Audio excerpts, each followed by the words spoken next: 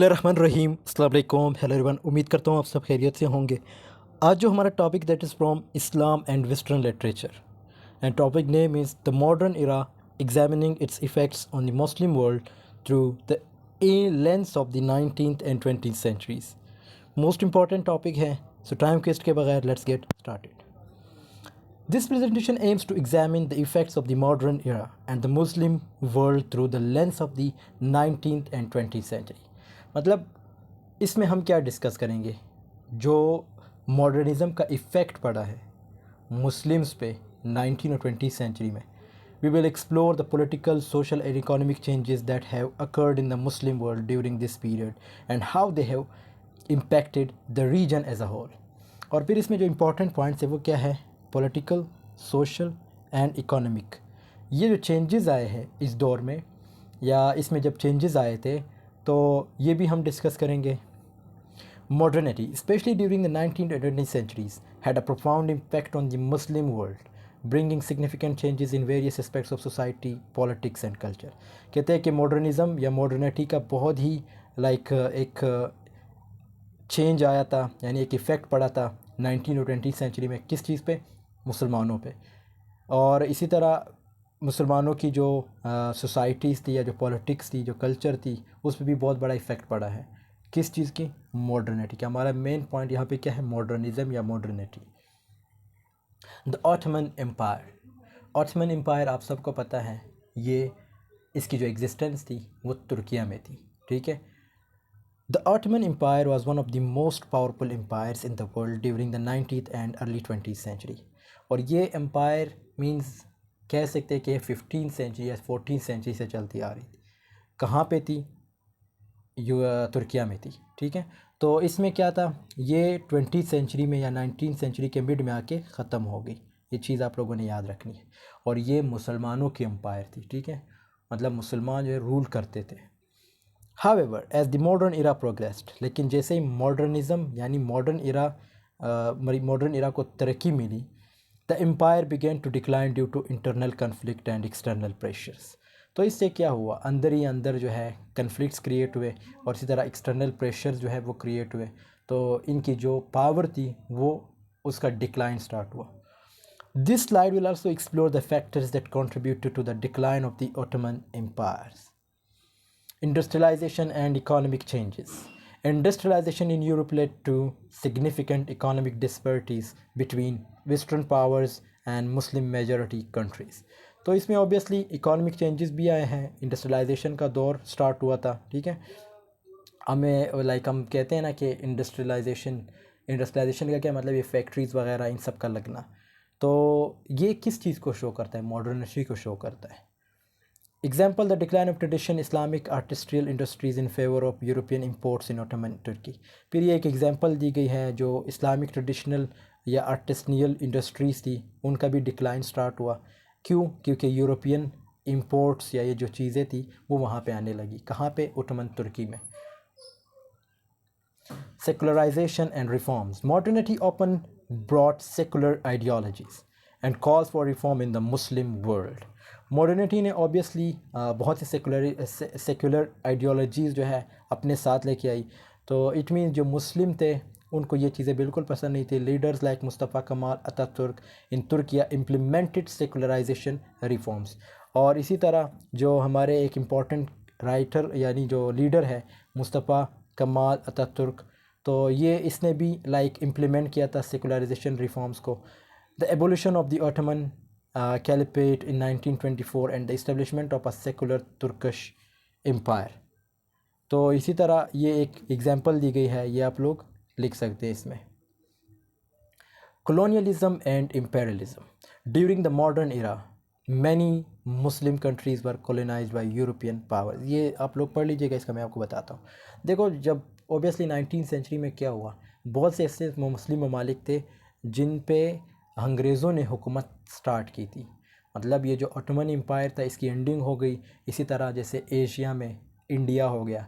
India में क्या थे? मुस्लिम भी थे, मुस्लिम भी मुसलमानों की अक्सरियत ज़्यादा थी, ठीक है। हिंदू भी थे लेकिन मुसलमान भी काफ़ी एग्जिस्ट करते थे। इसी तरह अफ्रीका में बहुत से इसलिए मुस्लिम थे, और भी बहुत सी ऐसी जगह जहाँ पे मुस्लिम एग्जिस्ट करते थे। वहाँ पे किसने हुकूमत स्टार्ट की? यूरोपियंस ने। ठीक है, तो ये चीज़ आप लोगों ने माइंड में रखनी है। अब उससे क्या होगा, उससे इकोनॉमिक, सोशल और पॉलिटिकल कंसिक्वेंसेस उसके क्या निकलते, ये आगे हम डिस्कस करते हैं। Colonialism and political transformation.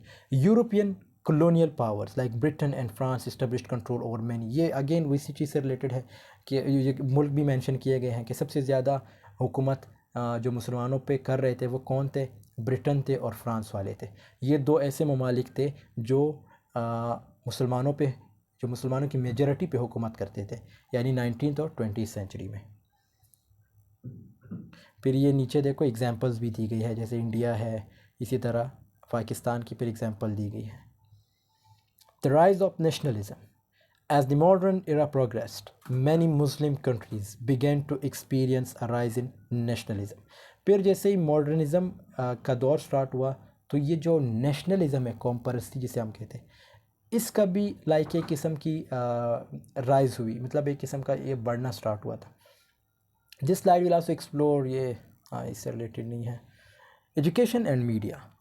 The spread of modern education and media had a transformative impact, enabling greater access to information and new ideas. Media आया है, वो मीडिया से क्या हुआ, एजुकेशन में भी लाइक रद्दोबदल स्टार्ट हुई। इंफॉर्मेशन जो आप, जिसके लिए आप भागते थे किसी से मालूमात हासिल करने के लिए, वो सब आपको किस चीज़ के थ्रू मिल रही है, मीडिया के थ्रू आजकल मिल रही है। Example, the establishment of AI Azhar university in Egypt as a centre for Islamic learning and modernization. इसी तरह यूनिवर्सिटीज़ बहुत ज़्यादा बढ़ने लगी, जिसमें ये एग्जाम्पल दी गई है इजिप्ट यूनिवर्सिटी के, Al Azhar university. Nationalism and identity. Modern nationalism emerge in many Muslim majority regions, leading struggle for independence and the redefinition of national identities. अब नेशनलिज़म यहाँ पे देखो, एक नेशनलिज़म जो हम अपने मुल्क में करते हैं वो सबको पता है, जिसमें हम लाइक सिंपल एक कौम को ज़्यादा प्रेफरेंस देना कि यार सिंधी ये है, पठान ये है, बलोची ये है और पंजाबी ये है, ठीक है, एक ये किस्म की नहीं। एक नेशनलिज़म जब सारे मुस्लिम वो ये कहते थे कि भाई हमारी अपनी आइडेंटिटी है, ठीक है, तो उसको भी हम नेशनलिज्म के कैटेगरी में रखेंगे।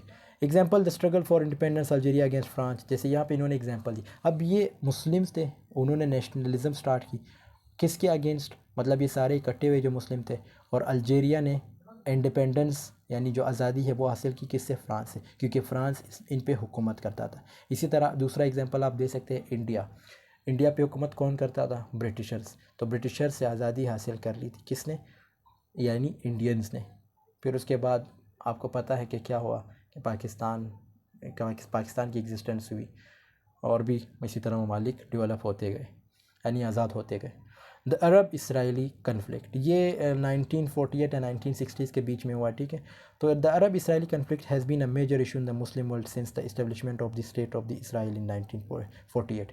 कहते हैं ये भी बहुत बड़ा कन्फ्लिक्ट था, इसके बारे में अगर आप लोगों ने IR पढ़ा हो एक माइनर सब्जेक्ट के तौर पे अपने BS इंग्लिश में, तो उसमें हम लोगों ने ज़रूर इस चीज़ को डिस्कस किया होगा या पढ़ा होगा, क्योंकि मैं अगर बताऊं तो हमने ख़ुद इसको पढ़ा था। अब इसमें क्या होता है, इसराइल और अरब की कन्फ्लिक्ट स्टार्ट हुई, और इसमें ये चीज़ याद रखनी है कि इसराइल जो था वो अरब पे मुकम्मल सबकत ले गया था, ठीक है। इसराइली जो थे वो अरब को लाइक सही, उन्होंने हम कह सकते हैं कि सबक सिखाई थी। तो इसराइली क्यों इस तरह थे, क्योंकि इसराइल को सपोर्ट करने वाले भी बहुत से ममालिक थे। कौन कौन से थे वो आपको पता है, जो उस वक्त पावरफुल थे। अब उसमें अमेरिका भी आ जाता है, ठीक है, जैसे ब्रिटिशर्स आप पे हुकूमत कर रहे थे। अब मुस्लिम उस वक्त वीक थे, तो इसराइल की एग्जिस्टेंस भी 1948 में हुई थी। फिर ये इतना इम्पोर्टेंट नहीं है। टेक्नोलॉजी एंड ग्लोबलाइजेशन, ये अगेन वही मीडिया से रिलेटेड है। Technology investment like the spread of the internet have facilitated communication and connected Muslims world wide, influencing cultural exchange and activism. Example, the role of social media in the Arab Spring uprisings in the early 2010s। तो इसमें क्या है, देखो technology से क्या हुआ, technology आजकल आप देख सकते हो 2023 है, क्या क्या चल रहा है। इट मीन्स आपको सब कुछ ईज़िली मिल रहा है, आप शॉपिंग कर सकते हो, ऑनलाइन शॉपिंग। अब ये चीज़ें तो उस वक्त नहीं थी, मतलब दुनिया जो है मॉडर्न बनती जा रही है। और भी बहुत सी चीज़ें, जैसे अभी AI जो आर्टिफिशियल इंटेलिजेंस का दौर चल रहा है, मतलब आपको सब कुछ कोई मशीन जो है राइट करके दे रही है, ठीक है। तो इससे क्या हुआ, इट मीन्स कि जो टेक्नोलॉजी है उसमें एडवांसमेंट आई है, वर्ल्ड जो है ग्लोबलाइज बन चुका है। conflict and geopolitical challenges. Modernity also brought about conflicts often exaggerated by geopolitical interests, leading to instability in the Muslim world. Example, the Iran-Iraq war in the 1980s, influenced by Cold War politics. अब यहाँ पे देखो, ये दोनों हालांकि मुस्लिम ममालिक है, Iran और इराक, तो कहते हैं कि जियो पॉलिटिक्स चैलेंजेस ये भी यानी कन्फ्लिक्ट स्टार्ट हुए थे इस मॉडर्निटी की वजह से। तो इसमें क्या था, जैसे ईरान और इराक थी, उनकी आपस में लड़ाई स्टार्ट हुई थी 1980s में। अब उसकी मेन रीज़न क्या थी, cold war politics. Cold war politics आपको पता है कोल्ड वार किसे कहते हैं? कोल्ड वार से मुराद ये है बग़ैर बंदूकों के आप किसी के साथ इकोनॉमिकली यानी उसको शिकस्त देने की कोशिश करते हैं। अब कोल्ड वार किसका चल रहा था? रशिया, यूएसएसआर और अमेरिका का, जैसे अभी तक चलता आ रहा है, ठीक है। तो ये चीज़ चल रही थी, और वो उन दोनों के बीच में कौन आया जो वॉर करने लगे? ईरान और इराक। ईरान आपको पता है वो अमेरिका को लाइक नहीं करता, इसी तरह इराक भी लाइक नहीं करता था, लेकिन फिर आपको पता है जैसे रशिया है, तो इसलिए इनकी जो है कोल्ड वार की वजह से इन दोनों में आपस में लड़ पड़े थे, यानी इनकी वॉर हुई थी।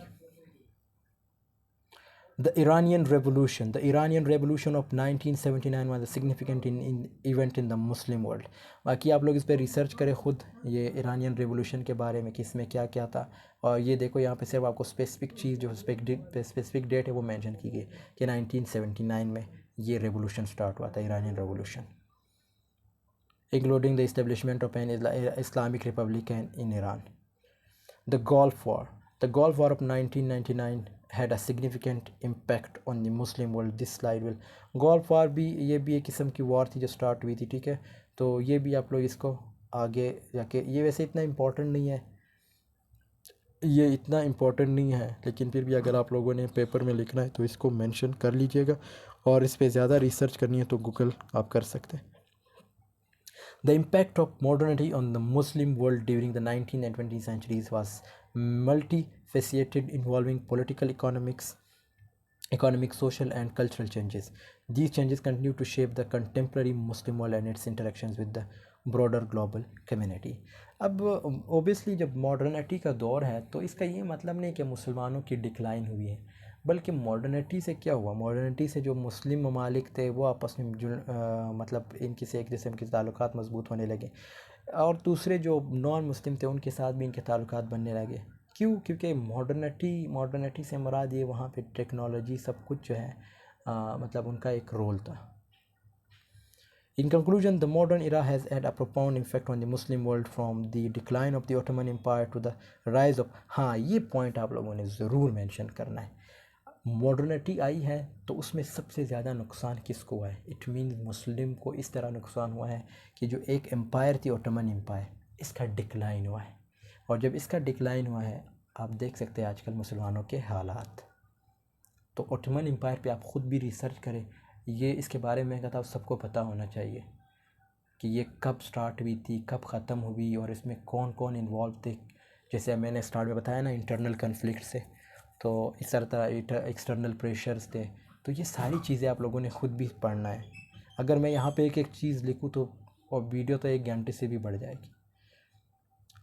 Rise of the nationalism and the Arab Israeli conflict, जैसे हमने पिछले स्लाइड में डिस्कस किया वही चीज़ें दोबारा मेंशन है। The region has experience significant changes over the past 2 centuries. It is important to understand these changes and their impact in order to better understand the current state of the Muslim world. So thanks for watching. Video पसंद आई है तो ज़रूर like comment share कीजिएगा। AR comrade channel को ज़रूर subscribe कीजिएगा, और अगर आपको कोई क्वेश्चन है इंस्टाग्राम पे पूछ सकते हैं या मुझे व्हाट्सअप कर सकते हैं, और कमेंट सेक्शन के नीचे कमेंट भी आप कर सकते हैं कि वीडियो आपको कैसे लगी, आपका कोई क्वेश्चन है वो भी आप लिख सकते हैं। सो मिलते हैं नेक्स्ट वीडियो में, तब तक के लिए अल्लाह हाफिज़, टेक केयर।